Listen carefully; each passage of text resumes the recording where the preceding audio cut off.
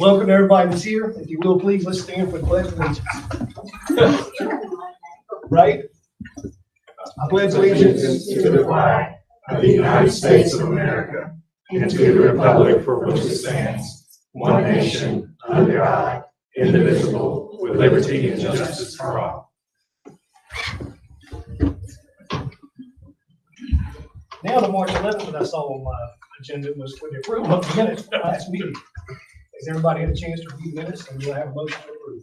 I make a motion that we approve the minutes with one correction to the minutes that Ms. Sonia and them already got. All right. All right, have a motion and a second. All in favor, say aye. Aye. Opposed, nay. Motion carries 7-0. Moving along under instructional, the first item we have here is the early literacy specialist update. Brooke Benfield. Mr. Chair, I'd like to defer to Ms. Crump and let her introduce Mr. Brooke Benfield, Okay. and then we'll get started. Very good. Good evening, members of the board. It's been another great day in Polk County Schools, so it's good to see you all as always.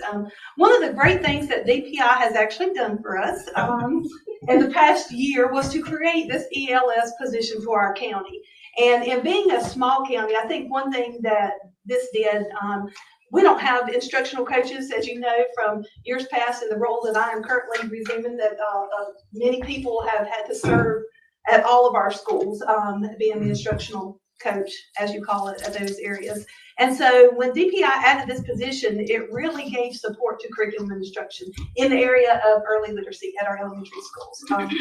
And one thing that became evident when I was principal at Polk Central years ago is that Brooke Benfield has a great expertise in the area of literacy. She is master literacy trained, and we have a lot of great literacy specialists and literacy trained people in our county, but Brooke was one of the top ones and really does a fantastic job and had great knowledge of what it entails to be an early literacy specialist in those early years. And so I was delighted to have the opportunity to work with Brooke in this position. So she no longer works for Polk County, although I believe she is one of us all the way through, and Polk County raised and worked right here with you all for years and years.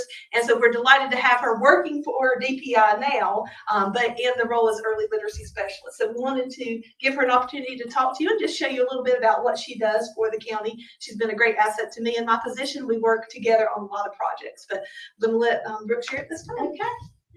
Okay, so as mentioned, my name is Brooke Benfield. I have taught in Polk County for 21 years, and so my 22nd year is this year, and I'm the early literacy specialist for Polk County.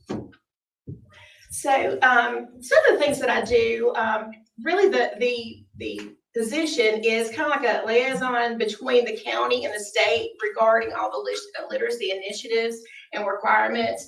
And it just seems like they're just coming out with new requirements and initiatives constantly. So I kind of bring that information back. I go to Raleigh, I go to some of the Western region types of meetings and bring that information back to the county and make sure that we're following the guidelines that they have set forth. I also have been trained to do several things, but the OEL, which is the Office of Early Learning, menu of support, is I included a little picture there. That's kind of a menu of support for principals or administrators. Anything I can come do it at the school. I could do literacy for leaders for all the principals.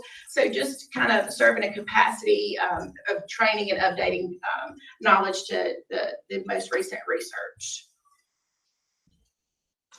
So in addition to that, I facilitate the letters training for both volumes, including early childhood. At first, DPI did pay for all of that to go through, but unfortunately, they no longer pay for the training. And But it's required. yes, it is required. However, now I've been trained, so now I can train our staff with the letters, both volumes and early childhood.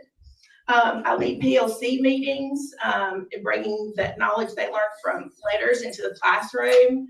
I'm supporting the new cohorts because we constantly have new teachers coming in and they have to be trained in letters. So I always have at least 2 or 3 cohorts going at one time and making sure that they're keeping up with, because in addition to the face-to-face training, there's also about 30 or 40 hours per chapter of online work they have to do. So just kind of keeping them updated and letting them know, hey, you've got one more month on this, you know, just to make sure everybody stays on top of everything, because teachers have a lot on the plate, as we know.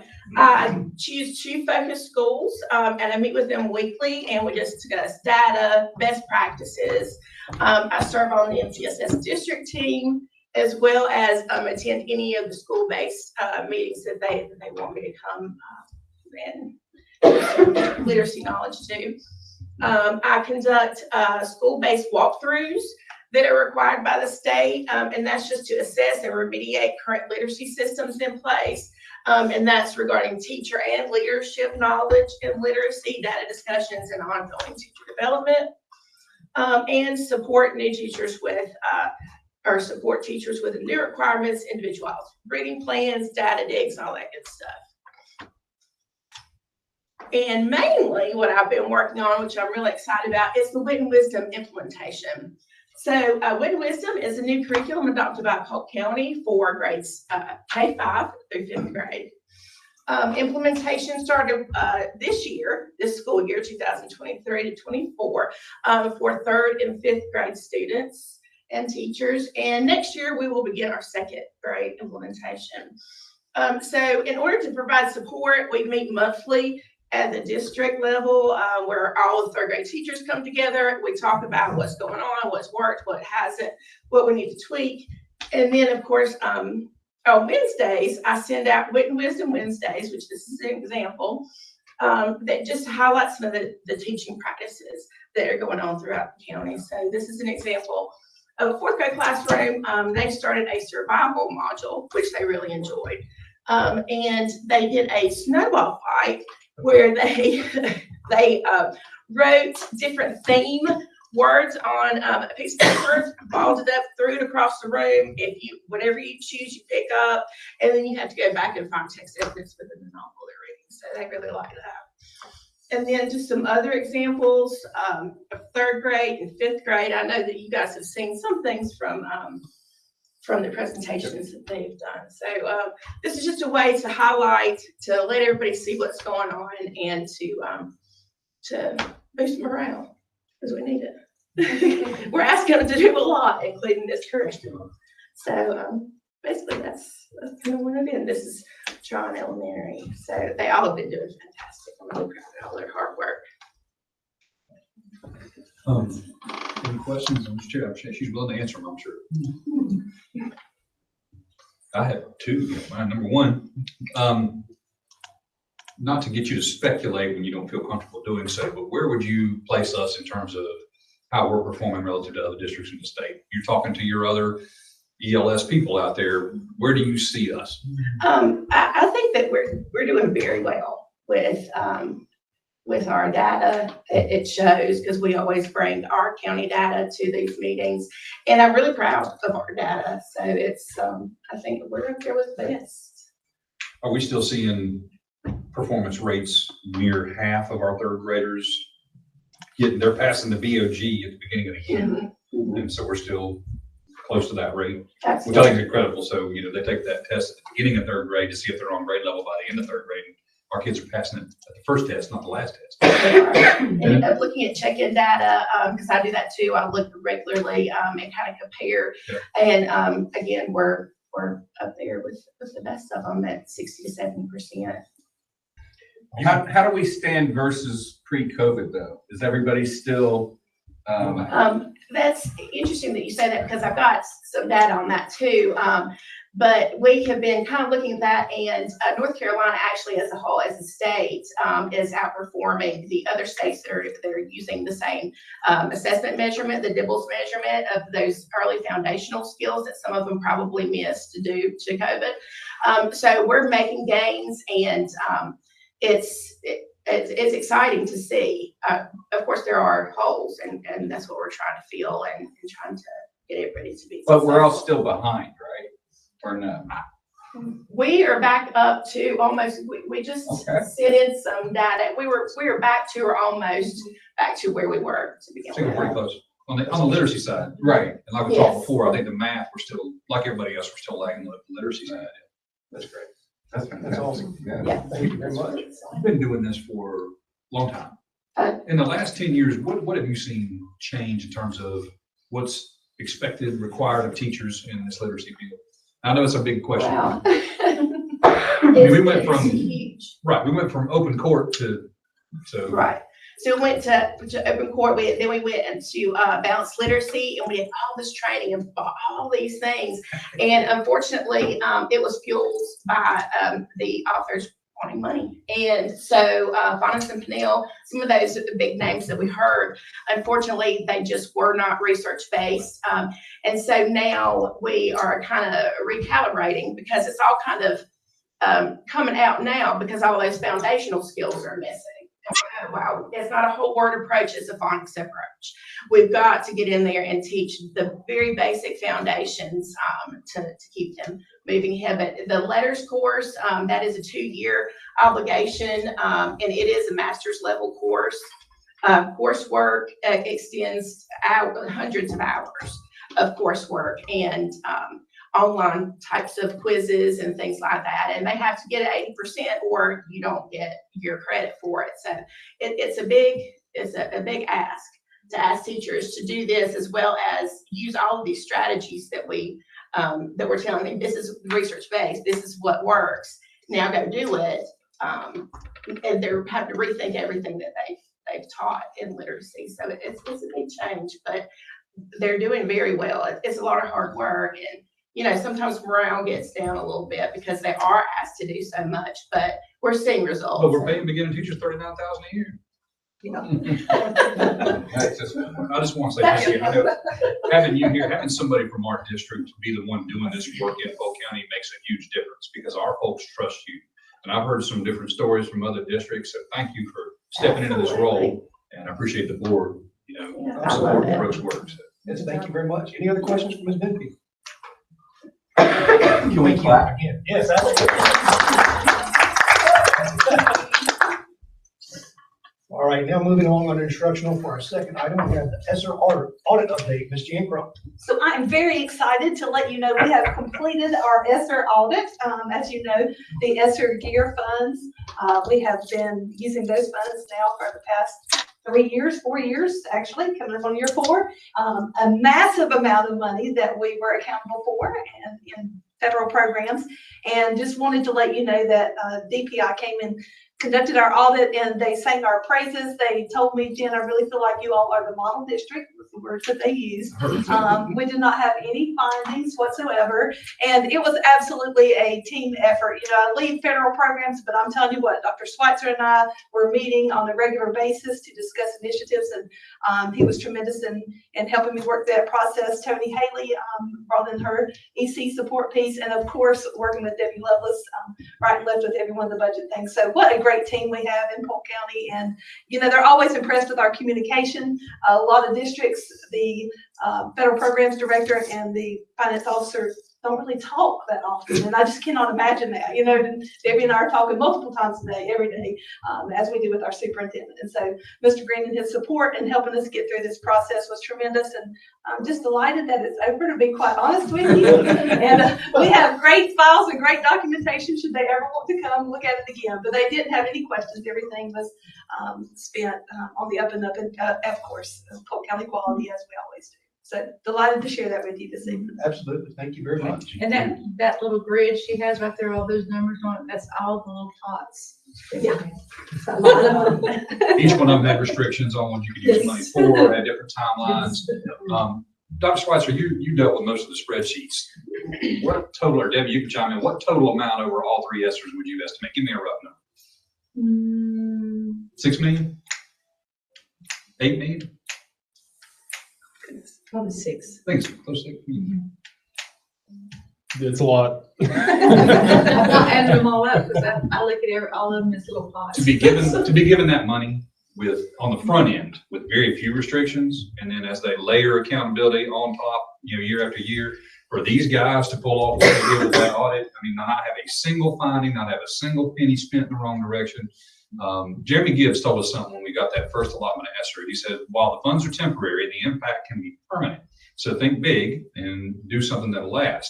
And so I want to commend these guys for sitting down and brainstorming and coming up with a plan that not only boosted our kids from a literacy perspective, but also attacked some of the issues we had for a long time and did a really good job. So I got to give props to Debbie and to Brandon and to Jan for what an outstanding job they did with this. One thing I want to add, a really unique perspective on getting to work with Jan and everybody else on this, in that I got to come in for the autopsy after the That's fact. right. Being a building level principal on the front end was its own experience. Coming in after the fact and then really seeing all of the different PRC codes, where all the money went, how our district chose to utilize it, was a really unique experience. And one compliment I want to say back to the school board is we talk all the time about we put our money into people, not programs. We try to take care of our students the best we can. And I think that is exemplified in how we spent the bulk of our ESSER funds. One of the things that stood out to our auditors was we didn't rush out and revamp the entire AC system at Tryon Elementary School for $3 million using ESSER funds. A lot of school districts did that. We didn't go out and buy a bunch of new county vehicles and cars and things. We didn't pay for someone's law degree. Someone did that. That's true. We didn't do all those things. We put our money into people to try to serve children the best that we could. So the bulk of our expenses were all in personnel. Out of that sum total, that was the vast majority of the monies that we spent. Yeah, I think that just exemplifies Polk County Schools' commitment to students, the whole concept of staff, not stuff. So it was a really interesting experience for me to not only get to see, obviously, the building level, the philosophy that we try to live out every day, but how that's exemplified on the back end by putting your money where your mouth is. Certainly no surprises there, I don't think, but thank you for being good stewards of money put into your custody. Epic effort. Any other questions, folks? All right, moving along, the next thing we have here is an overnight field trip request, Mr. Green. So, Mr. Chair, we have two, very proud of them, two groups that need to go to Raleigh to complete the state level of their competition. One I have the details on, that is our Polk County Middle School Science Olympiad team. That those details are coming around right now. They are, if we approve, which I hope we will, they'll be going down this weekend at the end of the week to do their Science Olympiad stuff. And as a middle school team, they do a really good job. It'll be an overnight trip, really quick. She's got the list of who she anticipates there, but until we get the final permission slips back and all that, I don't have specific names. Other than that, you can see the itinerary and the times.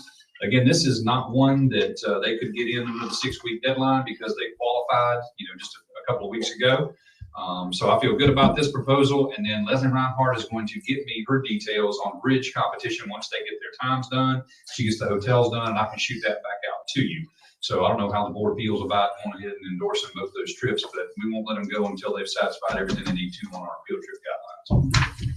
I know who the sixth grader female is, so I hope you guys are going to want to approve it.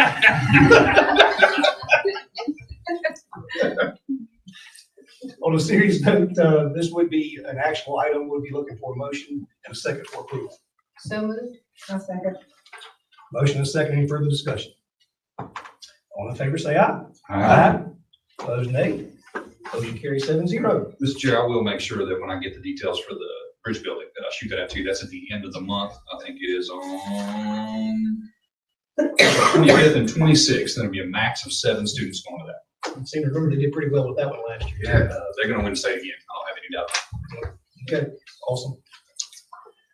All right then, moving along under administrative. The first item we have here is the child nutritionalist, CEP, Ms. Jennifer Peeler. Good evening. I'm so sorry. Pollen has tried to take over my throat. So do y'all need me to repeat anything or?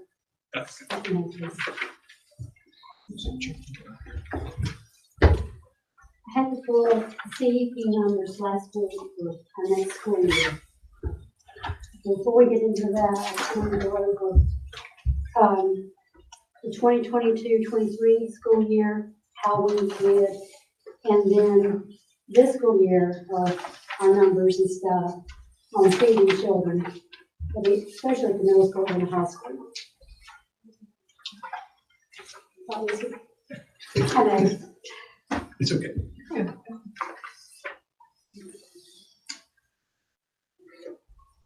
And Dave helped me last year with my PowerPoint when I did. I am not a PowerPoint person, but you know. Ask me anything about child nutrition, I can help you out. PowerPoints in. So this is just for you to take home and look at. So, Ms. Peter, the one on the left, yes. is that last year, or this is this year, right? If you go down on under the. So the top two 27th, tiers are last year and the bottom, I think is, Yeah. okay. So I didn't do the elementary schools because their participation really never changes that much from year to year. But from, if you look on the first one at the high school, for the school year. Oh, I got 2 and 2s in there. It's all good, it's okay. I did this 10 minutes before I come. We're laughing, downstairs, we're sorry. laughing, it's all good.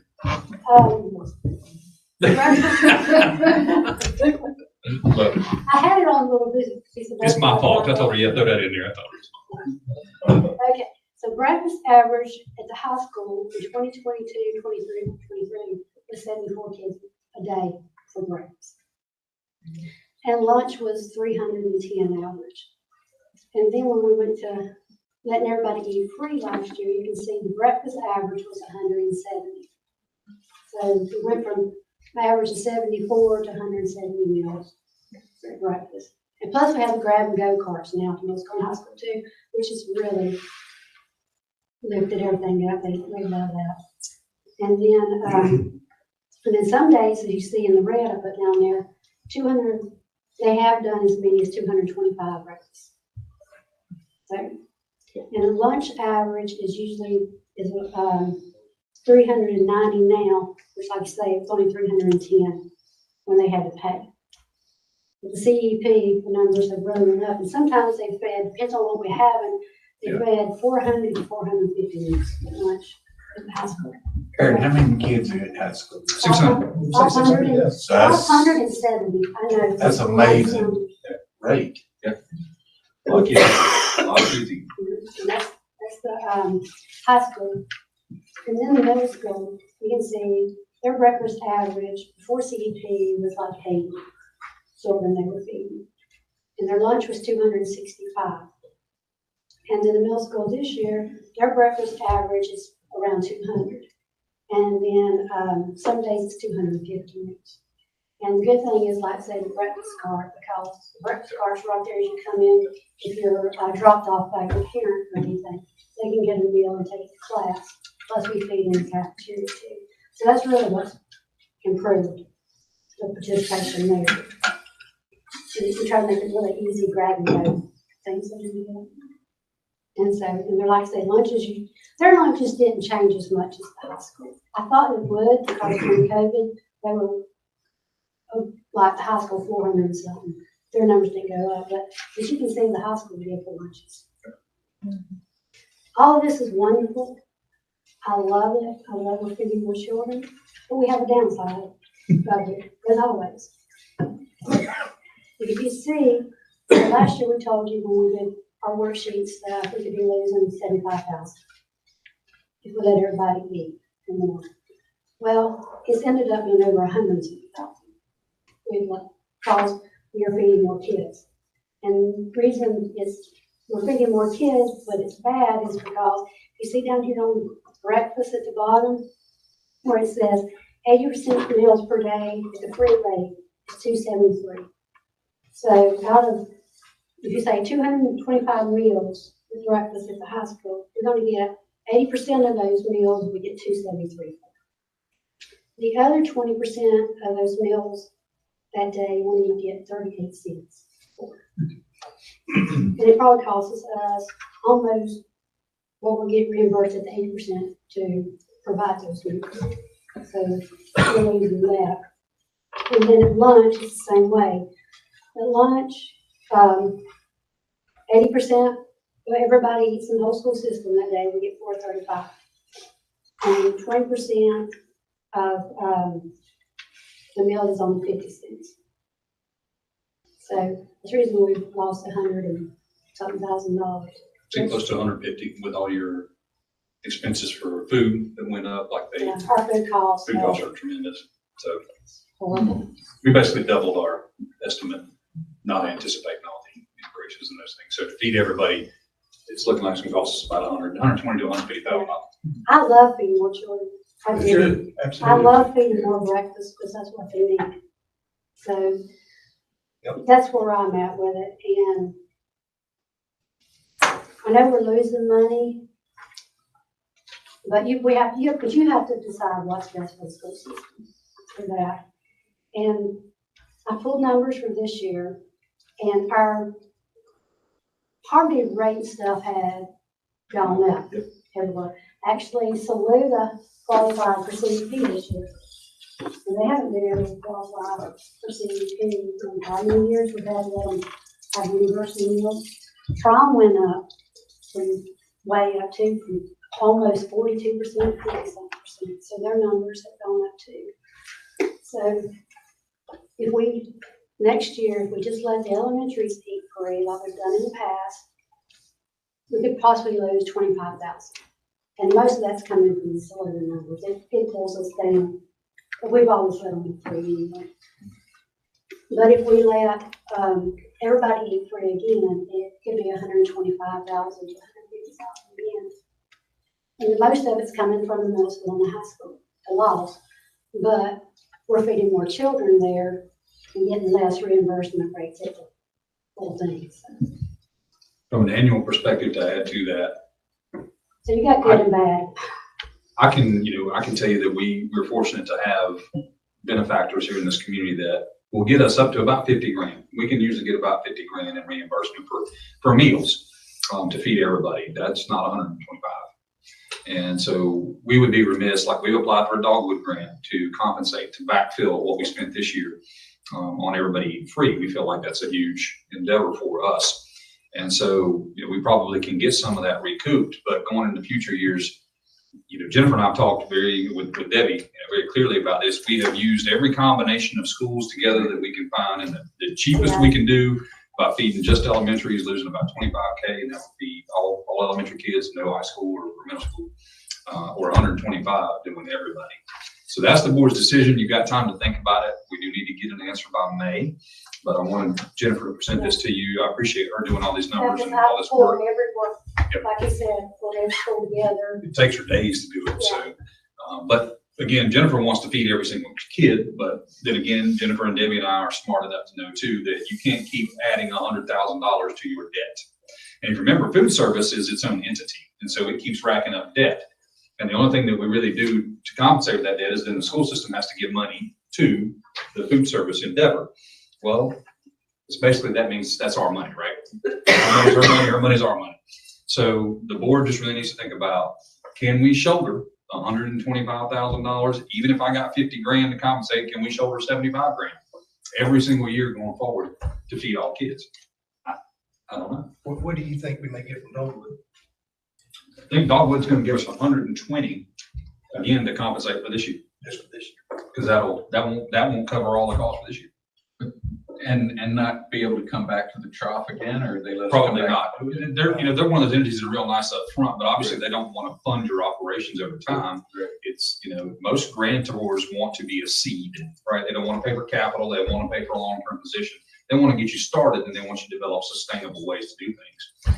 There is no sustainable way to feed kids healthy meals for $2.73 for breakfast and $4.35 for lunch. There's just no way to do it. And I can give them cheaper government meals and stuff, but they're not going to eat it. When you do that, when you sell that stuff, they don't participate. And the participation goes down. So, we're chicken fans. Yes, I went to high school the other day. We were talking about meals, tell me what they like, and just like chicken. I said, we can't have chicken today. So, but you can tell participation on chicken days. It's really up there. But, so if you spend less on their meals, like I say, then you're not going to eat. So if you give them things they like, they eat. Well, clearly they eat. You offer it to them. Yeah. They absolutely do. They absolutely do. And that's where we're torn. And what's in the grab and go cart? On the grab-and-go cart, we have to have the same thing that we would have. They have sausage biscuits, it's Oh, a my juice, goodness. yeah. Okay, Has a juice and the meal of fruit. There's a lot of fresh fruits on those grab-and-go carts. that's great. We do cinnamon buns, cereal, powdered donuts. We try to make it a little bit more they can choose from on those grab-and-go carts. But they come in the cafeteria and get the same thing and sit down. Everything's Smart Snack approved, everything's. You haven't lived until you've had a whole grain Pop-Tart. Yeah, everything's whole grain. Pop-Tarts, whole grain. It's like an oxymoron, cereal, isn't it? everything's whole grain. Whole grain donut, really is. It's not horrible, but it's not, So you live more on breakfast or lunch? Has to be lunch. Lunch. Even at 4:35? Well, there's no way, there's even no way to separate it if we wanted to. You gotta do it all or nothing. you know, that's, you got your staff in there. There's some cutting Oh, yeah, we're cutting. Yeah. hours this year. When we've sat down for budget, Jennifer's even down to like, I think I can get, I can squeeze this down another hour. I mean, We're squeezing that. but I will say, and you guys know this about Jennifer either, since she took over, we have moved from just dumping money down a hole to where we really got food service back on the right track. And that's to her credit, a great deal. And Debbie's, of course, too. But Jennifer is obviously a good steward of money too, and she doesn't want to put that burden on the district if we're not gonna be able to pull that off. I'm torn. I wish the legislature would do what they talked about doing in other states, which is just to make universal meals for public education. I don't know if they're gonna do that or not. It would actually not be that expensive compared to the other federal money they throw at us. So, but again, if it doesn't happen, this board again has to decide, are we gonna keep incurring that debt or not? I don't think we can come up with $100,000 in donations every year, but maybe we can, I don't know. And like I told Mr. Green, I've got 8 summer sites set up already for the summer. Yeah, she makes money in her off time And trying I to do try to backfill. do that, so when we go back to school in the fall, I can be payroll. She's got a balance already. Because a lot of times we'll have to front the cash and pay until they And get they're their gonna have to reimbursement. do that once. so Now, I just how do have you to- collect for these meals during the summer? Same way, it's the government, and it's $4 and something, about the same rate. Whatever, all those I get the same amount, it's not a percentage. So, and then, I've told you before, I actually, finally took me a year, but starting on the application to do the at-risk after-school, supper meals next year. Which is gonna be big for us. Giving full meals to those after school kids, suppers. Yep. Suppers and. Not just I an get after-school snack, you mean. And I'll get $4 and something a meal for the suppers too. We might just have to start it off at like 3 schools for the first year, and give it a go to see how it goes. But If the board wants to go this direction, we can do the math, guys. I mean, that's about a position and a half, 2 positions. And so if you tell me this is something we really need to put in our budget and just get ready for each year, then I need to go back and kind of reassess our personnel side. Again, 86% of our budget is salaries and benefits, so that's where we would have to come up with this extra money. Don't know if we're already strapped for positions, so we'd have to do that, I guess. That is an option for sure. Do we have a lot of the homeless kids in after school? I think we're giving them every service they can. That's one thing Lindley does, and the McKinney-Vento Act kind of mandates, is that they're given every opportunity to participate in any at-risk program you have. So whether that's Title I, whether it's after school, whether it's free meals, I mean, they get all So I that. mean, so we would be, Absolutely. if anybody needs dinner. They absolutely can. And that program, anybody can get 18 meals. Yep. Same thing as summer program. Sports teams, if they're going to offer. We've talked about that. I can get them to take with them. Middle school's going on to rugby, they can have a little meal in the bag. Their drama, they stay over for drama, they can have a meal. So again, Jennifer's trying to be creative any way she can to pull in They revenue. have lunch. It's just where we are. Is there, the middle and high school, they don't qualify just because they don't fill out the applications or the age or? They actually qualify for CUP. Okay. It's just that, their math numbers are lower.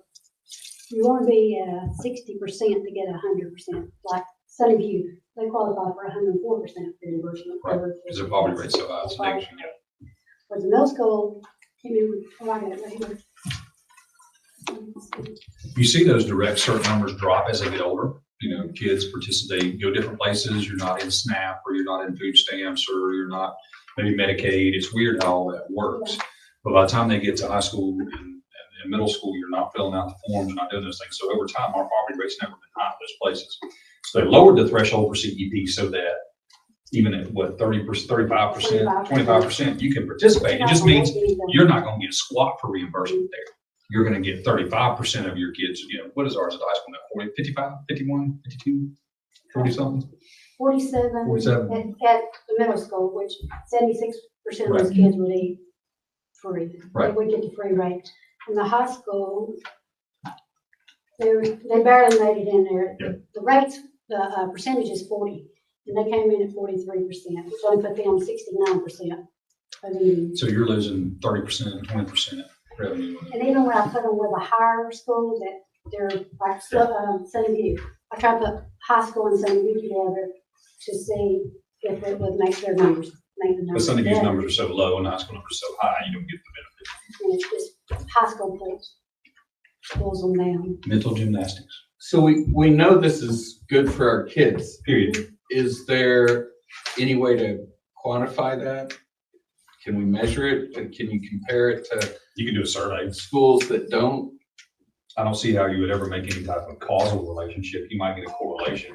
Schools who do this have better scores or whatever, but because CEP, is leaned towards the poverty side, then those correlations probably aren't going to be there. Because typically your low SES isn't going to perform. So I think it'd be hard to justify that in numbers. What you could do is to put out a survey and, not only get kind of some Likert scale indication of where parents felt like or families felt like they were, up to giving anecdotal evidence about how has this affected your child. Again, Rob, the deal for me is, are you really going to go out every year and hammer the streets to try to find $100,000? And how many people are going to keep doing that? Because listen, you don't judge people's perspectives, right? Everybody has a right to their opinion and perspective, and there's certainly an argument to be made for the fact that if you can pay for your lunch, you ought to pay for your lunch, right? I mean, I get that argument.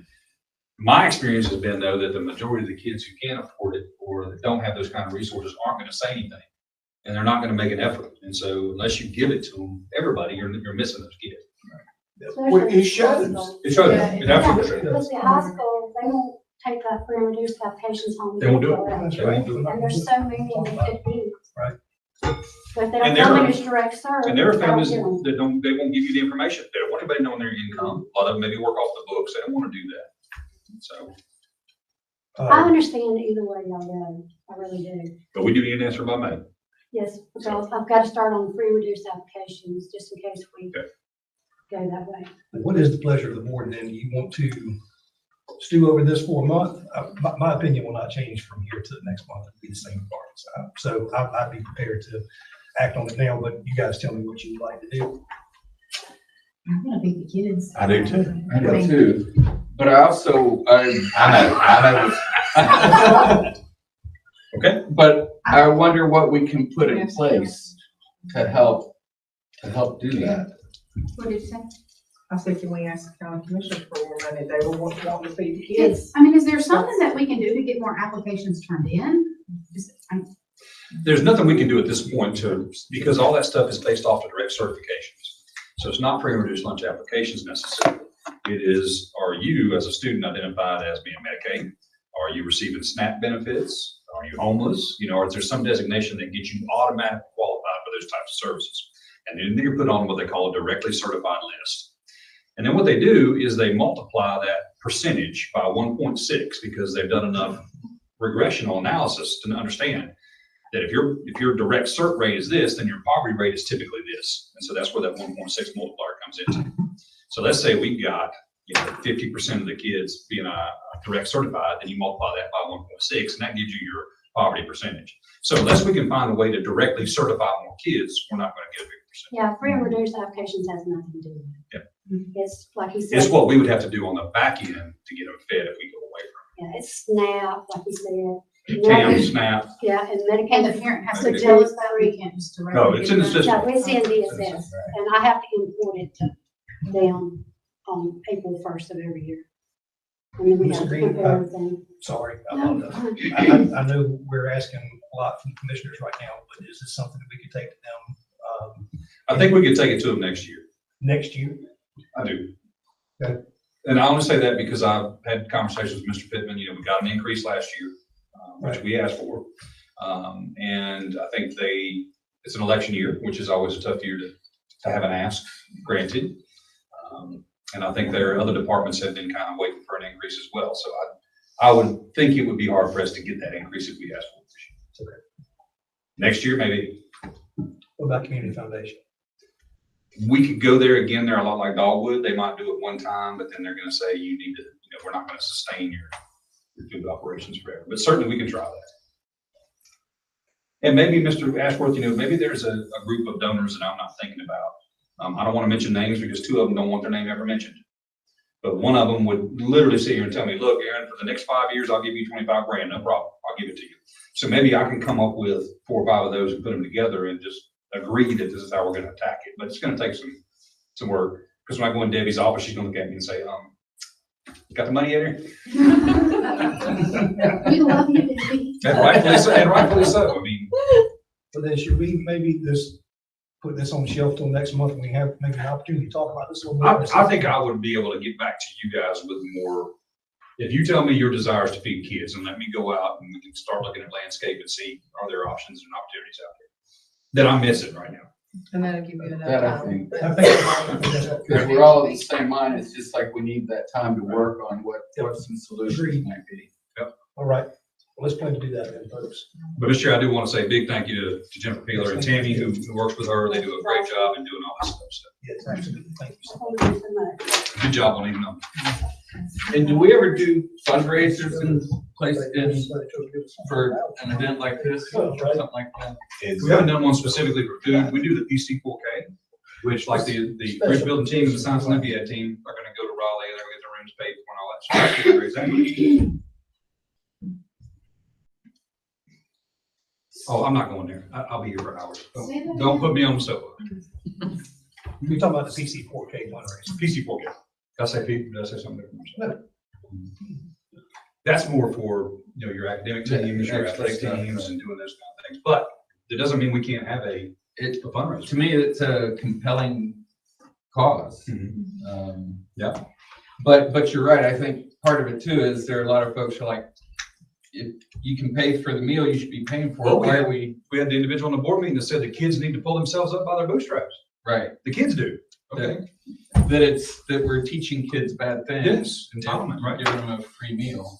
But I've heard a lot of parents and a lot of people support in the community saying they want to Absolutely. make sure that kids are fed, and I think that they would step up to help pay for these kids. Well, the majority of the people. And I think you're absolutely right. So part of it is we need to interpret that well Right. to everybody. We need to go find someone.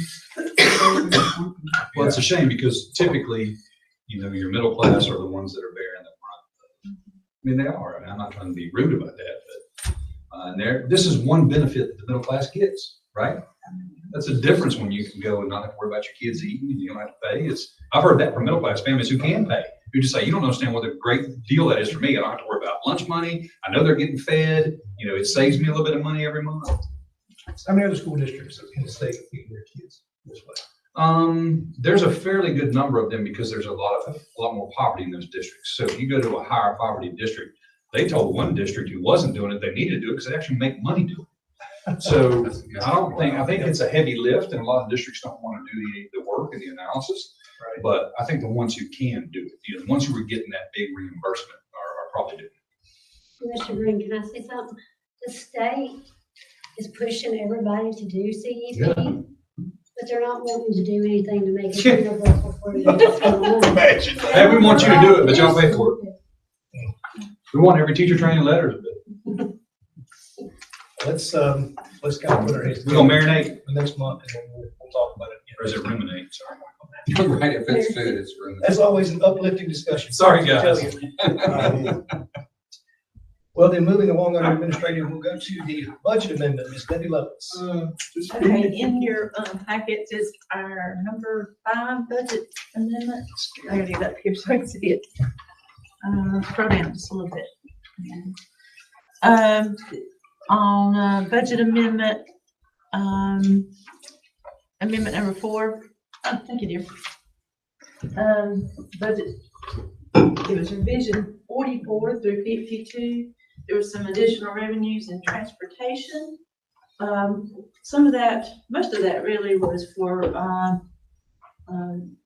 stop arms and stuff like that to be added to the bus for safety. There was some parental leave budget that I had to add for parental leave. This year, they are allowing parental leave to teachers on maternity leave so that the subs will be paid for those. That's something new this year. For for most teachers. I don't think they pay for pre-K. We have to still pay for those, but the rest of them are paid for. And there was some revenues in textbooks in the amount. So that added up to $71,511. Fund 2 on our local, I just moved between 2 PRCs, 6,000 and 8,000. I mean, yeah, 6,000 and 8,000 series. That has no change in revenues. It's just what when I start moving money around, trying to save us money, it may change from one one purpose code to another. In Fund 5. No, I'm sorry, not Fund 5. Fund 3, Amendment 5, revisions 36 through 52. There was additional revenues for IDEA preschool, IDEA EC, and Title II. There was small Title II reductions. DPI is still, they have been very behind on the federal programs this year, so they're trying to get all those caught up. So that's quite a bit of money to get here at this time of the year. Just when we need it at the end of the year. Yeah. Well, they also, I don't show it either until they do installments. They don't give you all your money up front. They'll give it in installments. So I know. Don't trust you. Yeah. But they'll give you like, if you're gonna get $300,000, they'll give you $100,000 now, $100,000 later, and then on down until they give it to you for all year. So a lot of times it comes in a little bit later that way too. In Fund 4, there was additional revenue for repairs and renovations. This is where Brendan comes to you every month or so with some of the grants that we have at the state for renovations and repairs for capital projects. Your lottery money and those things. Yeah, lottery. So we got additional revenue for state funds and the state building capital fund. And I budgeted for the high school HVAC debt service payments, so I won't get a finding for that this year. Even though we don't pay it, I still have to, even the county pays it, I have to put it on our books, even though we don't pay it. If y'all will remember, in case you forgot, we did have, it wasn't a finding in the audit, but it was an error in that we don't have the loan in our names. We don't have the money in our possession to pay the loan, and we don't make the payment, but we're supposed to put it on our books. Yeah. Because it has to do with real property that we own. So I get it. Yes. But yeah. Anyway, that's been corrected. Right. Yes, ma'am. That's where I added that on there. Even though it would never go anywhere, it's just gonna be there. And that audit was resolved. Yeah. Clean.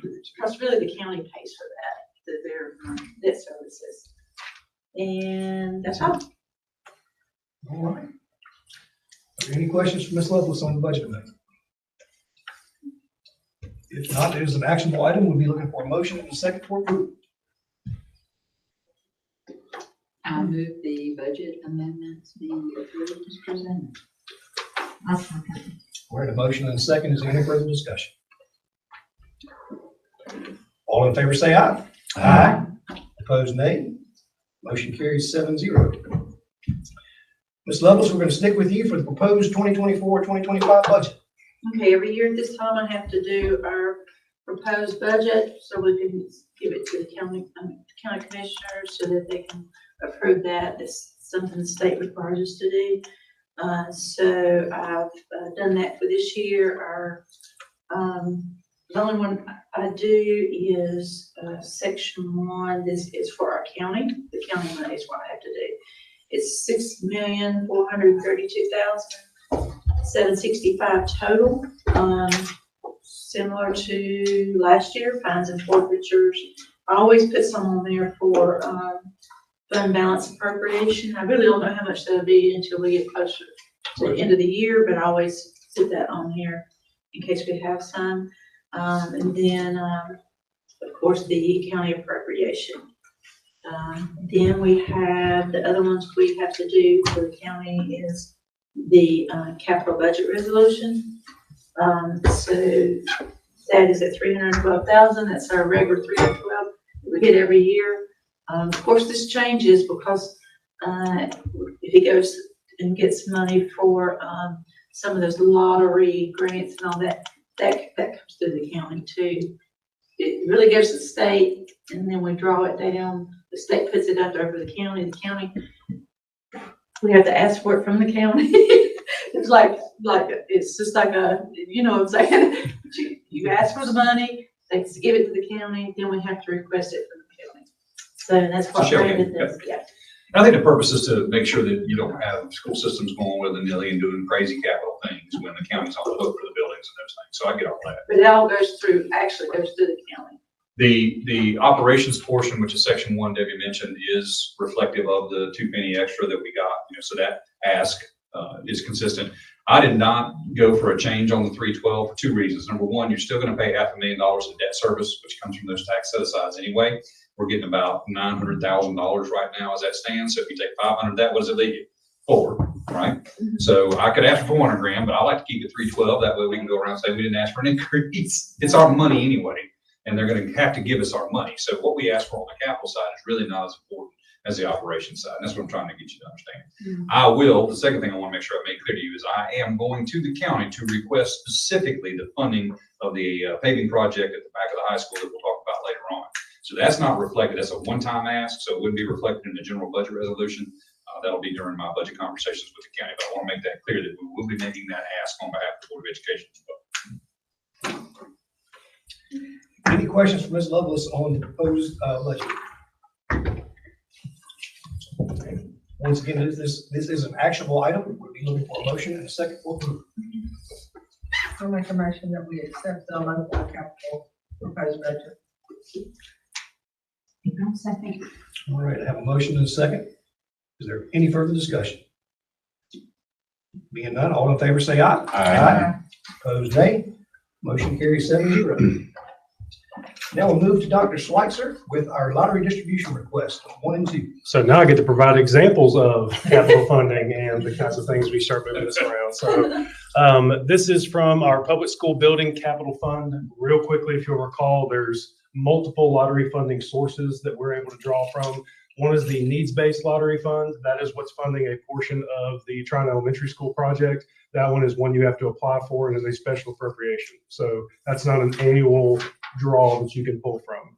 The other 2 that do have money for now put into them on an annual basis is this fund, the Public School Building Capital Fund, and the other one is the Repair and Renovations Capital Fund. Each one of them have some specific earmarking on what you can and can't pull from them. So from time to time, I may come to you and ask for a capital level reimbursement that's coming from repair and renovations versus this one, which is coming from Public School Building Capital Fund. That is because of some of those various strings that are tied to each one of those funding sources. In this particular request, this is actually going to be a district-wide request. There was multiple sites impacted by this. First time we've done this in a long time. What I'm looking to do is bundle together multiple projects that we've done in small amounts and ask for that funding back from our lottery sources so that we're not having to carry the load on the local side of things. So to better describe that down here, this project was multiple small projects with door hinge repairs, door and frame replacements, access controls, a la your key fob entries at some of our schools, and then also some lock replacements again. And it was in fact, housed at those 3 elementary schools, Tryon, Sunnyview, and Saluda Elementary School. So essentially bundled multiple small projects into one singular lump sum request. And that was for $23,827.66. So this particular one is going to be one request. The next one I'm going to do, I'll talk about in a second, will be a similar one, but it's a separate umbrella of items. So I have to separate it into 2 requests. Okay, so we need to approve these separately. Yes, sir. All right. Any questions for Dr. Schweitzer on the first request? We'll be looking for a motion and a second for approval. So moved. Second. All right, I have a motion and a second. Is there any further discussion? Being none, all in favor say aye. Aye. Opposed, nay. Motion carries 7-0. Thank you, Mr. Chair. Request number 2, again in the same vein, is also from the Public School Building Capital Fund For this one, this was primarily aimed at athletic facility repairs located in and around Polk County High School. There were several small projects related to some stadium repairs, service entrance repair. Most visibly, you would see that as the rear service entrance behind the school, but we rebuilt that road for accessibility, which turns out to be a tremendous asset for the building in a variety of ways with bringing machinery and equipment in for various projects. Also repairs to the softball field and some other areas. So because these were all umbrellaed under athletics facilities, this is a separate request eligible for lottery reimbursement. And one thing a point I didn't make in the first one is everything that we're asking money back for is expenses we've already paid for. So we're just reimbursing ourselves for capital expenses we've already paid out. We put that towards food service. I wish. You cannot. That's the mindset. How about fines, our fines and forfeitures? Right. And that gets over food service. If we want to take it from whatever we're spending it on already, yeah, we sure do. It's been either way, so it's all gone.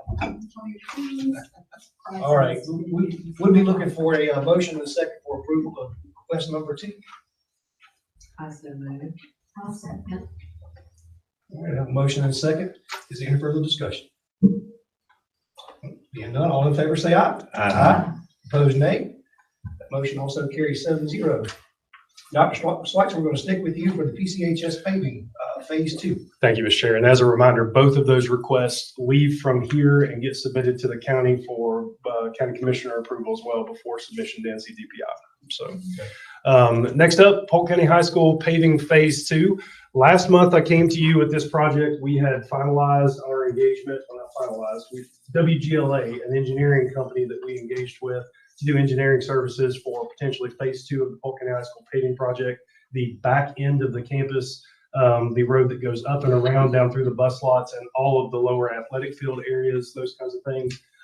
We needed engineering services to take a look at a variety of issues on the backside of the campus for drainage and sustainability. The reason I say we haven't completed things is while the engineering portion is done, the final component to our contract that we have paid to engage with WGLA on is for bidding. So now what we would like to submit to our board is consideration to actually put this out for bid. Nothing in the WGLA proposal has been changed. We've gone back and reviewed it with our facility subcommittee. The first several images of this is a current status of our pavement. So this area, you'll see the gravel, that's that broken up spot where it's talking about down by our softball and baseball fields and around. And then this is the service road leading up to the stadium. And then this is the age pavement on the inside. Once you get to this portion of it, this talks about how it will be addressed in terms of the thickness of the asphalt, all of the engineering associated with drainage, curbing, all those kinds of pieces, the added parking, 2 lanes. In a nutshell, this is a much safer way to have parking and traffic operate in the back end of that campus, especially during spring sports with baseball and softball. I do worry in our current model right now with vehicles running off the road, the way drainage and washout happens. We've done significant, as you saw in our funding request, we've done significant grading and some different things down in the softball area to try to mitigate some of those things. But I do think that in the long term, this would be a very good long-term solution for us with shoring up the back end of that campus. That being said, I want to remind the board that simply putting this out to bid does not obligate us to actually move forward with a contract. It means we're simply posting bids and we would accept bids at that point. You're not actually on the hook for paying for this until you sign a contract with a particular winning bid. As Mr. Green cited earlier, this is going to be a one-time funding request that we'll approach the county about. And the very tail end of the document does have an engineer's proposal for a total sum amount. Typically, these kinds of things are an overestimate, but nowadays I'm not so sure. Right now, it's an engineer's estimate of $588,000. Again, it's usually an overestimate. We'll have to wait till It's going to be comes half in. an Yeah. I think 2 things. We do not have the money sitting there for us to do this on the capital side if they decline, which means we would simply leave it as it is, probably do some minor repair, work to the roads and stuff like we always do. I certainly think, it's a reasonable ask. The community uses our facilities quite a great deal.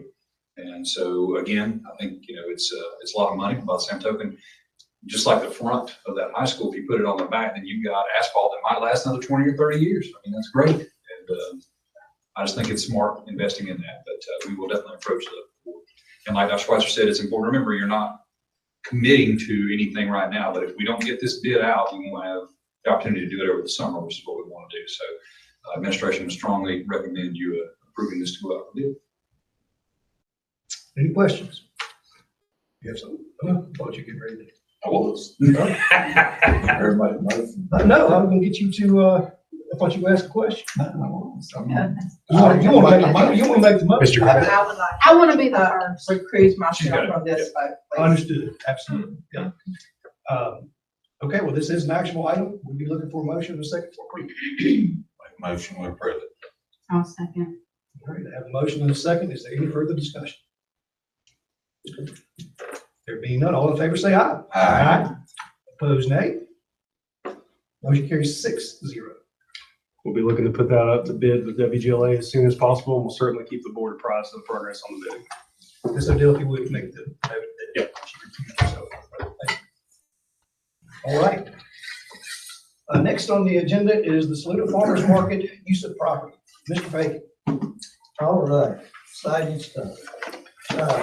In 2002, this board entered an agreement with the city of Saluda Streets and Parks Department for the use of basically the playground area up at Saluda. Apparently, they were getting some TARF money, grants, and I don't know if they built those tennis courts, if the city built those, or what, but that was the idea, and it's mentioned in this agreement that that's what this is for. And it basically provides that during school hours, the property is for the sole use of Polk County schools. But after school hours, on weekend, anytime schools aren't using the property, then the city would have the right to use it for various community activities. And I think that's going pretty well, apparently. I don't know the full history of it. But it also provides for maintenance being a joint effort with the city. And it's really kind of a loosey-goosey, that's a legal term. Contract, it's not, I was not your attorney at that time, so that caveat. It's just not a very complete agreement. I won't say it's a bad agreement, it's just not a very complete agreement. It doesn't provide for liability issues, indemnifications, those kind of things. Arguably, it expires in 2027, so not long. But the only reason you know that is because it says, and this is not the agreement you have in front of you. I'm sorry, I'm just giving you background. Is that the project throughout its minimum estimated 25 years. Okay, so do the math, 2027. It needs to be renegotiated, okay? But why I bring that up now is because of the agreement you have in front of it. The county was some concern because of the holding of the farmers market on that area of land, when that's really a county activity, and the county is not part of that agreement between you and the city of Saluda.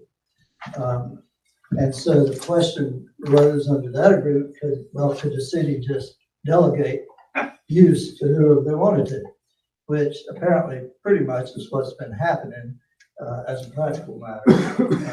Again, that's one of the reasons the agreement's not the greatest in the world. It existed because it doesn't really cover that very well.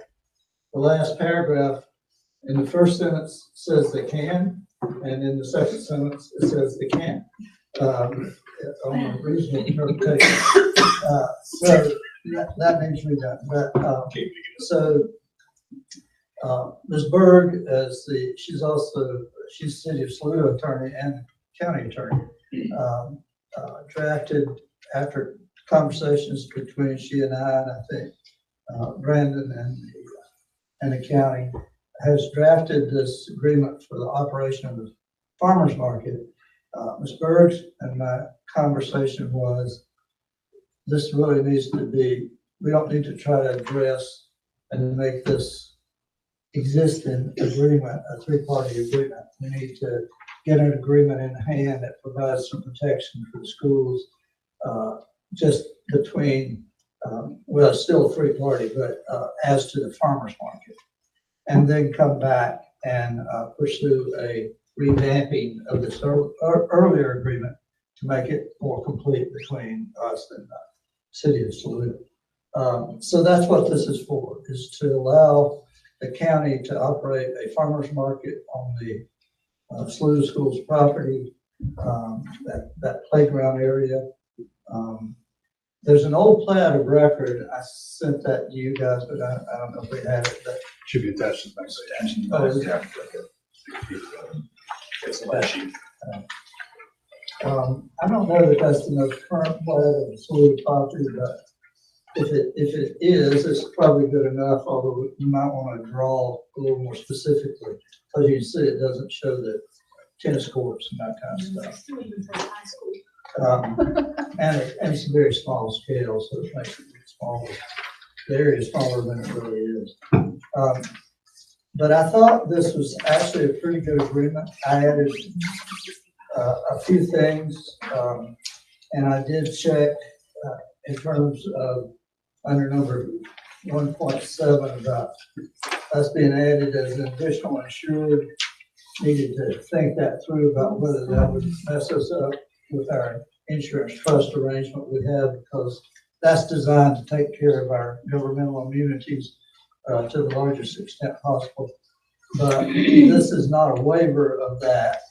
It's a waiver of it to the extent of the insurance coverage. But if there were damages incurred that were above the insurance coverage, which I can't see that would happen, because it's 2 million and 5 million in terms of required insurance coverage for the use of the product. And so I think we're okay in that regard. Clarified a little bit that the schools, don't allow alcoholic beverages, tobacco, vaping, et cetera, on school premises. Our concern, and Mr. Dr. Schweitzer's concern, which is certainly right, is because several years ago, I don't know how far back, he can fill us in on the history, you had some problem with that area with heavy trucks being on it, $2 a day possibly. Yes, sir. And there's pipes running under that playground to take care of the drainage. And apparently at that time, they were the old material that was the pipes consisted of. And so the school spent about $30,000, is that right? Yes. To repair those things after some of those heavy vehicles caused sinkholes. And so this agreement should protect you against that. It prohibits certain big trucks, and it also has very full indemnification provisions, insurance requirement provisions, which eliminates the concern, I think, to a large extent. You want to throw in anything about the history? I think all I would say is for a long time, Saluda Elementary School and the Saluda community has been great partners with one another, the town of Saluda, in making this agreement work. And certainly when we were approached with a shift by the town to say, hey, we'd like to relocate the farmer's market from its existing location closer to downtown due to some various road constructions and different things that was going on in there, and move it potentially to the school, we obviously wanted to figure out a way to make that work. We've done a lot of work with Ms. Dawn Jordan, who's here today, and has done a great job with trying to problem solve and help us work through the operational extent of what that would look like. So from the perspective of the driving force of running a farmer's market, we would like to make this happen. We think this would be mutually beneficial for both the town, for our school system, for our students, the community. I think everybody wins in this scenario.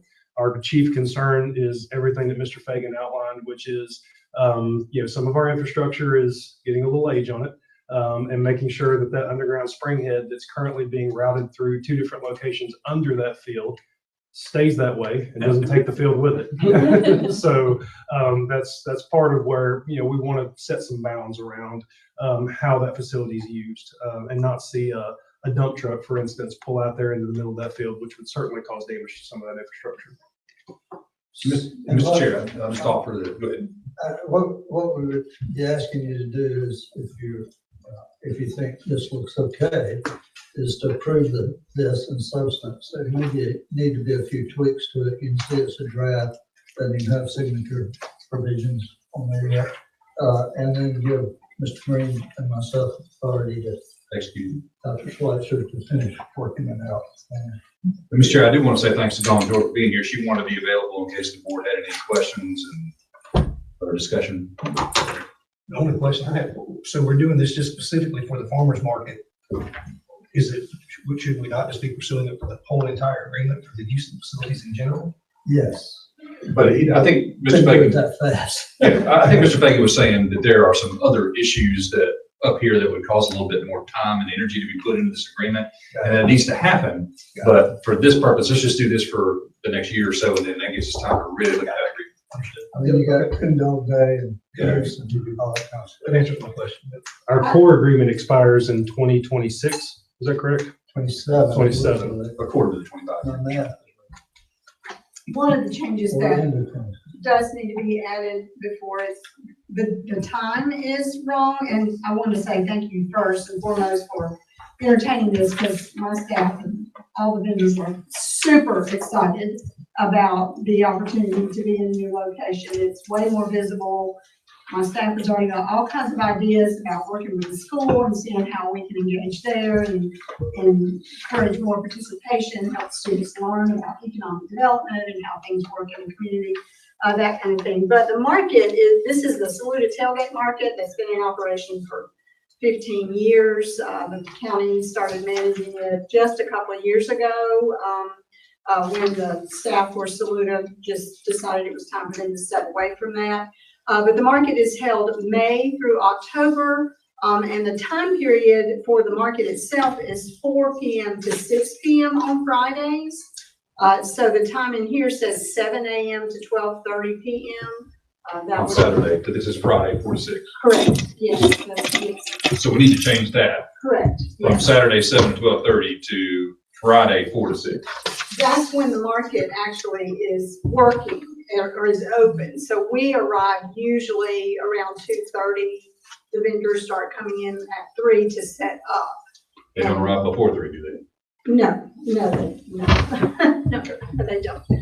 So we're very sensitive to the schedule for the school as well. We talked about that. And it is on a Friday, so, most likely even the staff is probably not hanging around too long after that. But then we're out of there by 6:30, 6:45. Does after school utilize that area? They can, but typically not on Fridays. I mean, one day's not going to impact them tremendously, I don't think. And they've got other parts of the campus, the gym, things they can use. And we'd love for them to come down. Yeah, they can put them to work. The other thing is that there's enough, I think, in that back corner closest to the school, there's enough area there, and there's not a ton of after-school kids anyway, so they could do something down there if they wanted to, and it wouldn't impact farmers. You just They're wouldn't want to talking mix about parking in that small area? So it's not. No, using- the parking area would be used actually for parking for customers. We would actually be in the grassy area. There's a little side road that the city has said they would add some more appropriate gravel to there, just a little side. You can actually walk around entirely around that field, and we would just pull in and line up in a straight line along there as we need to for the number of vendors we have. We would not really get into the middle of the grassy area at all. I can't see that Right, happening. just be by that little trail road. Yeah. Yes, we would just stay right off of that little road. That way customers can walk on the trail there and just step into the grass just a little bit to do their transactions with the vendors.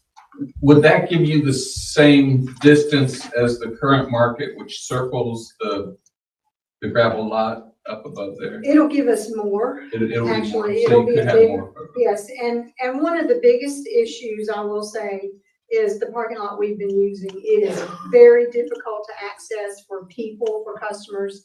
We had 2 falls coming out of that parking lot a couple of years ago that were pretty bad. One lady broke her ankle really pretty badly. But it was just because of the way the parking lot, you have to go up into it, and there's always loose gravel there, and it's just, that was the biggest concern for me, is this is flat. It's easily accessible from that parking lot. There's that trail right there that is flat, and the gravel is much more appropriate for walking. It's more of a sandy surface there. So the city of Saluda has agreed to bring in additional pea gravel to fill in this space on this end. This area would be used for parking during the farmers market event. The actual vendors would pull in down this direction with their nose pointed towards the open field space. Is that correct, Mr. Jordan? Correct. And then, you know, quite literally, you have a trail where you could walk along down through here to go visit the vendors. There would be a small storage shed that would be installed here, which again, for our purposes, operationally does not impact anything. That's provided by the town of Saluda, no cost to the school system. We've really tried to work out the details of how this can function. The question mark came in this idea of, can the county sublet, or can the city sublet out its responsibilities or its privilege, so to speak, or in this partnership to another entity, in this case, the county. And then in the end, who's responsible for damages that happen to occur to the field? If there's a lot of rain, it gets really wet, do we call it off So our or backup walk it plan, in? yeah, our backup plan, I mean, if it's really stormy, we will definitely call it off. But if it's just been raining, but the sun is shining, we will move the vendors to the actual parking lot.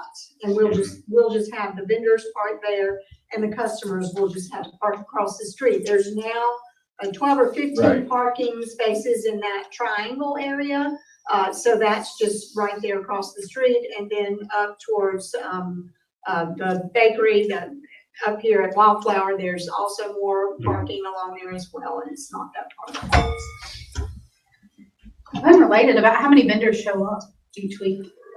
Last year, we had, for that particular market, we had over 30 vendors who actually applied for the market. They don't all show up at the same time. Usually we have between 15 and 20 vendors there at a time. Just, seasonally, just depends on when things are in. And how many customers do you get? Well, I'm hoping more in this location because it's so visible. And last year we had anywhere from 50 to 75, for those 2 hours. So would the appropriate hours be Fridays from 3 p.m. to 7 p.m.? Yes. And then your operational period is April through October? May to October. And then we'll need a tweak. Might be better, Dr. Schweitzer would take a GIS picture and draw on it. I agree. Because they'll flat that short. And I really, really appreciate Dr. Schweitzer has been wonderful to work with. The staff at Saluda Elementary has been great. It really is a win-win for everyone. And I think it'll be very positive. So you're looking for our approval then to pursue getting this agreement structured and for us to sign it. We're not approving the agreement until next month, or we're approving it this month? I think you could approve it. It's not going to change in substance. And you've heard a couple of things that may be tweaked. And then what you'll be doing is giving me the authority to work with Mr. Fagan to execute it once it's finished. Got it. Any other questions? All right, we'll be looking for a motion and a second for approval. So moved. Second. All right, motion and a second. Any further discussion? Being none, all in favor say aye. Aye. Opposed, nay. Motion carries 7-0. Now, moving down under old business, we have the 2024-2025 school calendar. Mr. Green. In our excitement to continue down the road of having a calendar that's best suited for our students, we failed to recognize how late spring break was in this coming year. If you'll pull that up, Dr. Schweitzer, you can see that spring break, if we leave it at Easter, is going to be 4 weeks before the end of the year.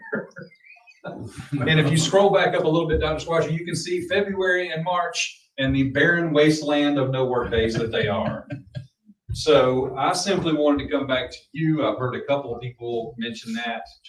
That's a quick turnaround to get kids back and get them ready for exams. Yep. And if you think about it, we're taking exams the last 2 weeks of school. So that's really only a week to get them back and get them back up again, and then a week to review maybe. So that and the fact that there's not a tons of breaks, I thought we would at least have the discussion about, do we move spring break? The obvious downside to that is this calendar's been out there and approved for months and months. And I know of parents already who've got all their stuff laid out and know exactly what they're doing.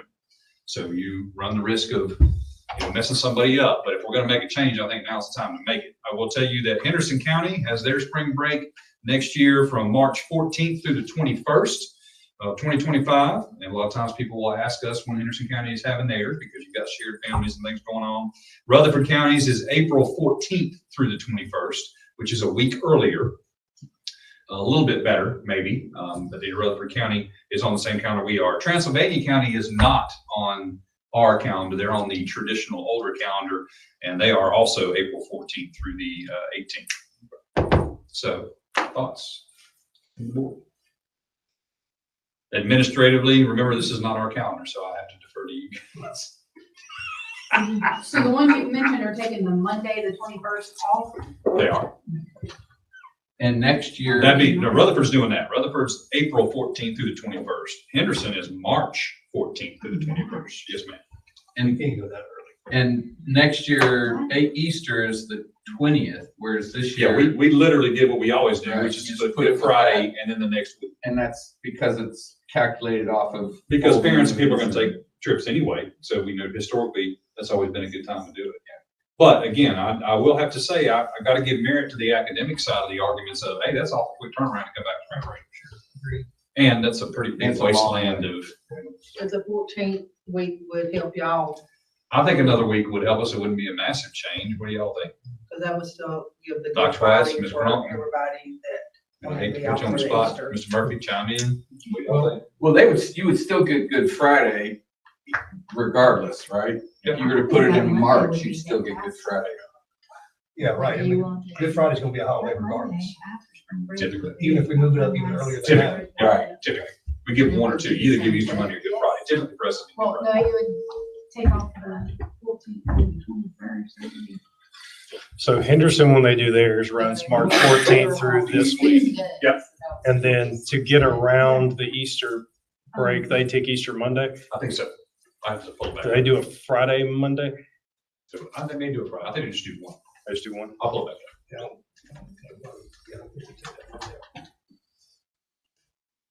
I just wonder about making it kind of consistent with what you've had this year, which would be, honestly, it'd be the 31st through the 4th.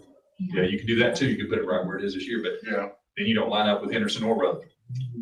All right. But I don't know that that's necessarily important. I mean, it's important to some people. Is there a way we can make everybody mad? I think we do that just by doing the business we do. They're only Good Friday.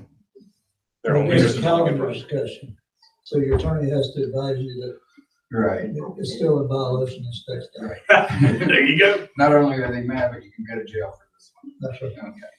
Okay. What's the pleasure of the board? I'm kind of along the lines of keeping it, thinking about the academics and what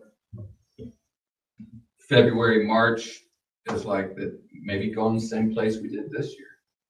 That last week in March. Danielle, but they get kids and stuff. That's works best, I'm looking at Youth Turkey Week. My dad had a cow because somehow spring break has historically fell on it. And next year it's, It's the off 4th by- through the 11th. So it's either way, that's a miss. No, we can put it 4th through 11th if we want to be conscientious of the turkey hunting season. No, that's not. You want to pay attention to who has the guns, right? Is that It's important. Mr. Graham, would you be proposing to move it to not you, would the board be proposing to move it from 14th through, say, the 21st and making the 21st an optional day? I think we go back earlier than that. I don't think we go that. I think they're talking about going all the way back to where we have it this year, which would Right. be you would 31st through the 4th. you give them the 31st to the 4th, and then still give them a day on Good Friday. Right. So the 18th would still be a day off. right? So you give them a full week, the first week of April.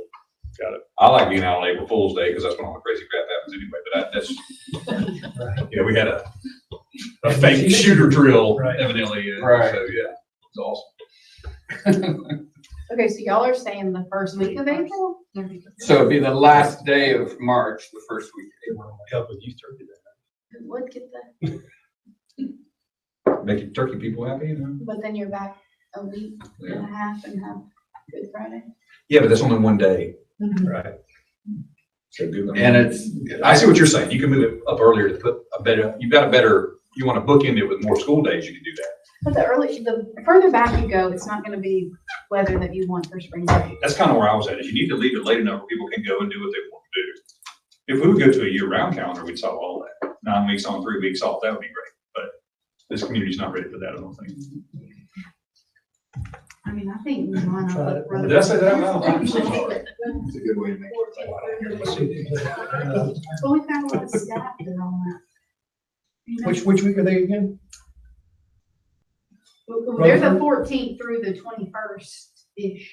That's rough. not solving any problems though. That's still way late. that is so late, you're This is right. way late. Yeah. Yeah, because Henderson feels instead of March. Henderson goes in March. Yep. Yeah, this is 14th through 21st of March. That's way too early. I think that's too early. It's too early. Yep. So are you telling me the Goldilocks zone is that first week of April? I think so. I don't have anything.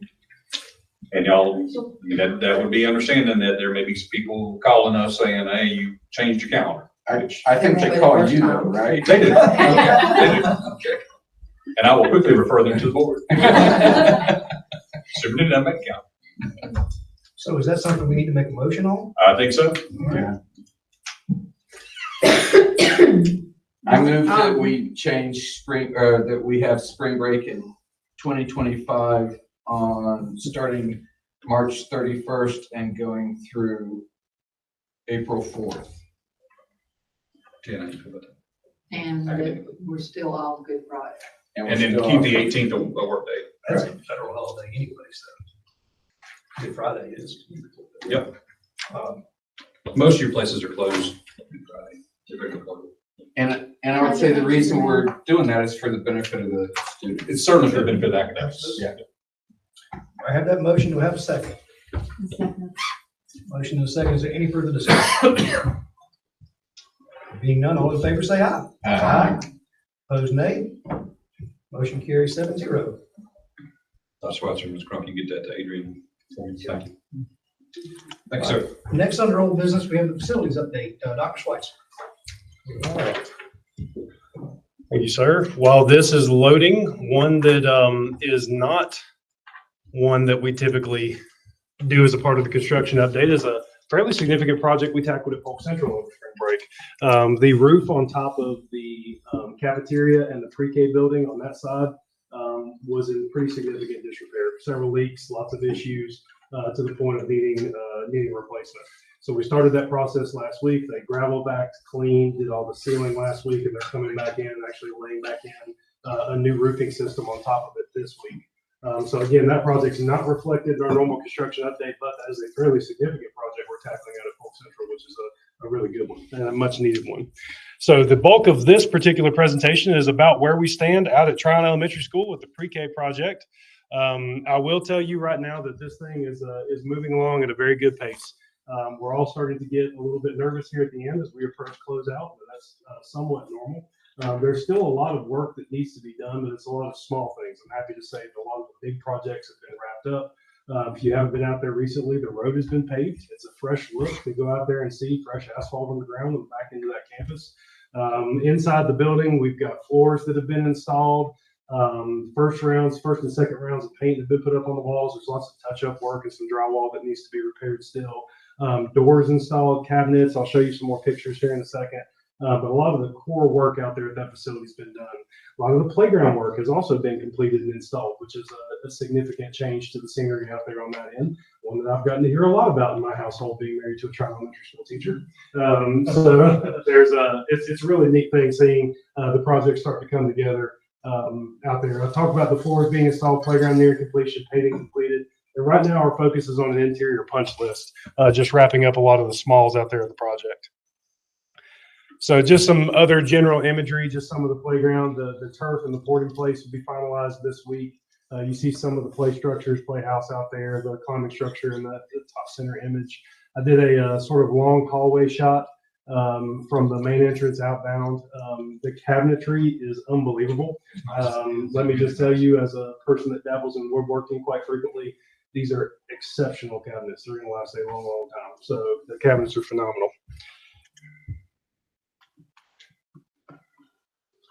There we go. So in terms of our operational timeline, if you'll notice, thankfully, this hasn't changed from the last time that I updated you guys. Right now, we are still looking to pull down our certificate of occupancy, or CO as it's called, the week of April 15th.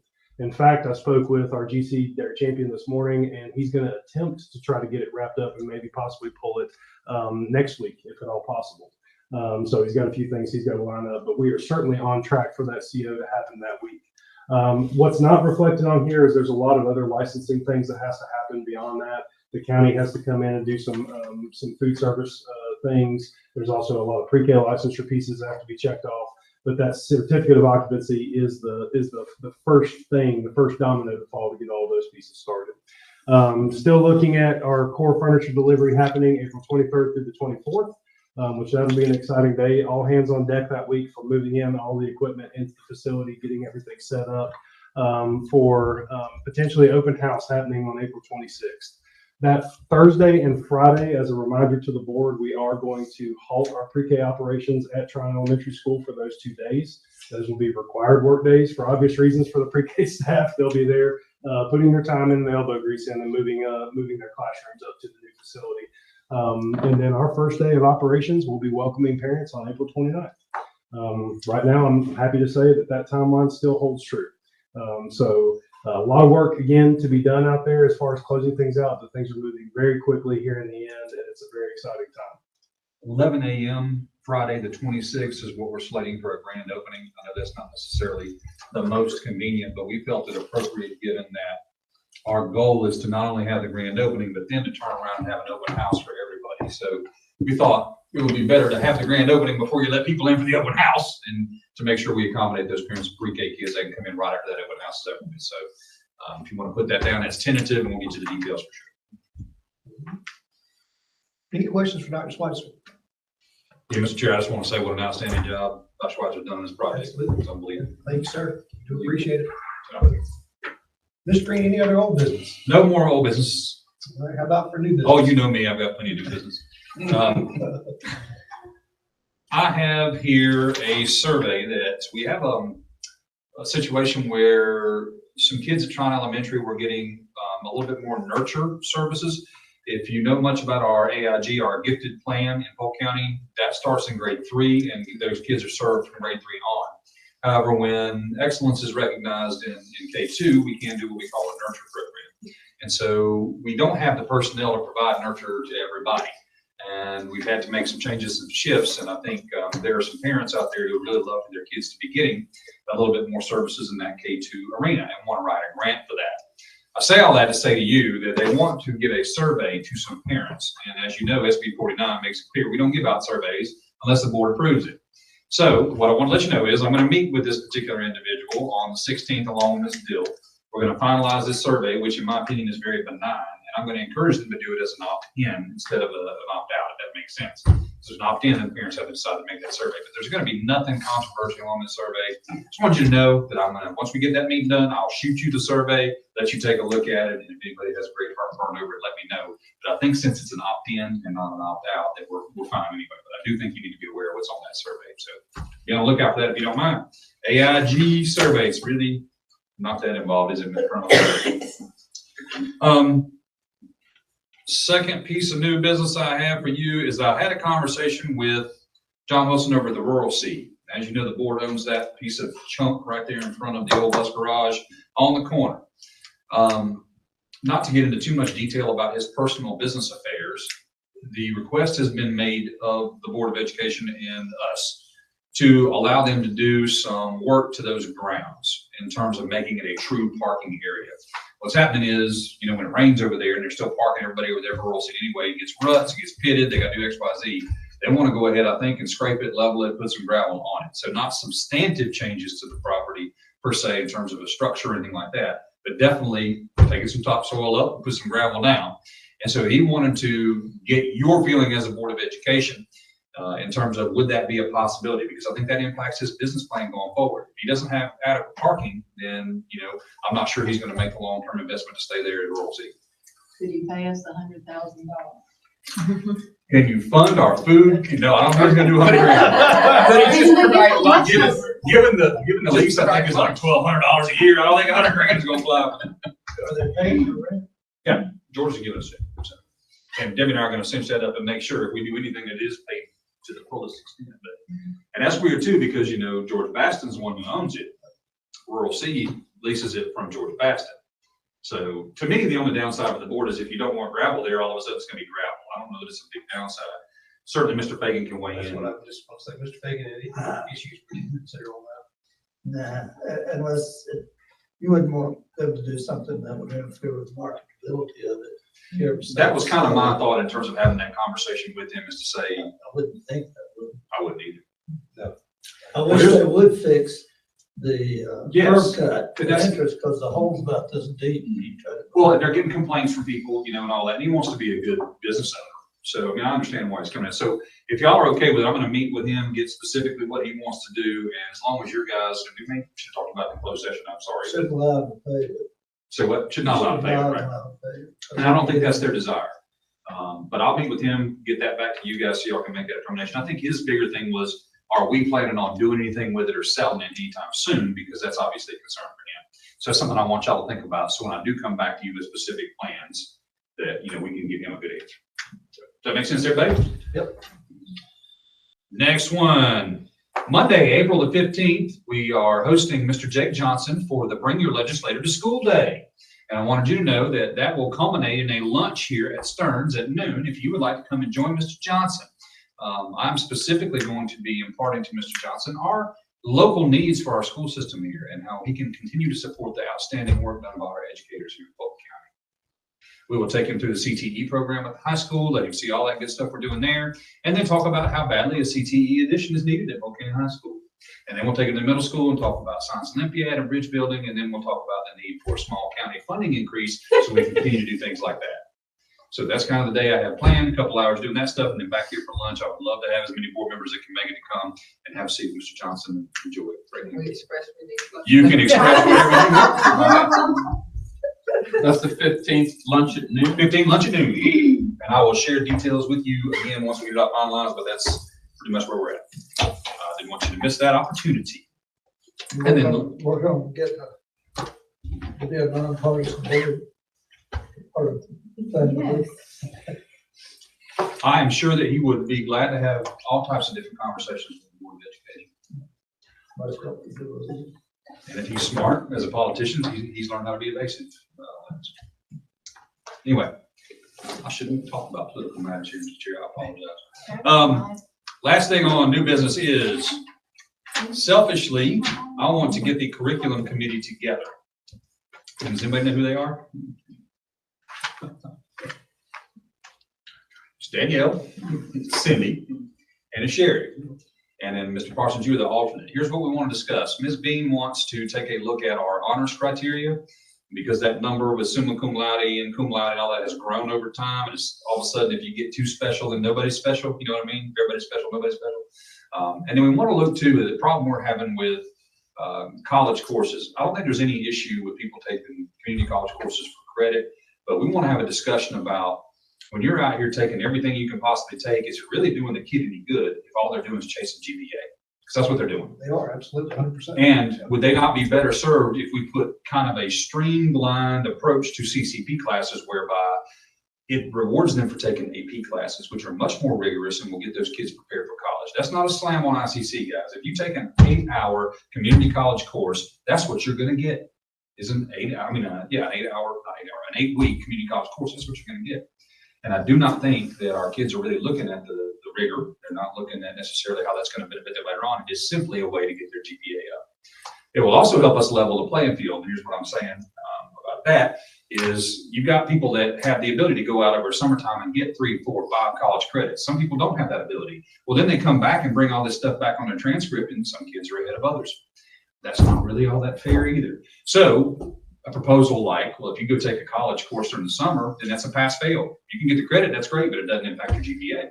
So that's the kind of things we want to discuss with that curriculum committee. So if you're willing, I would love to set up a meeting with you guys here in the near future. And would you want me just to email you and let you start thinking about dates, or you want to go ahead and set something out?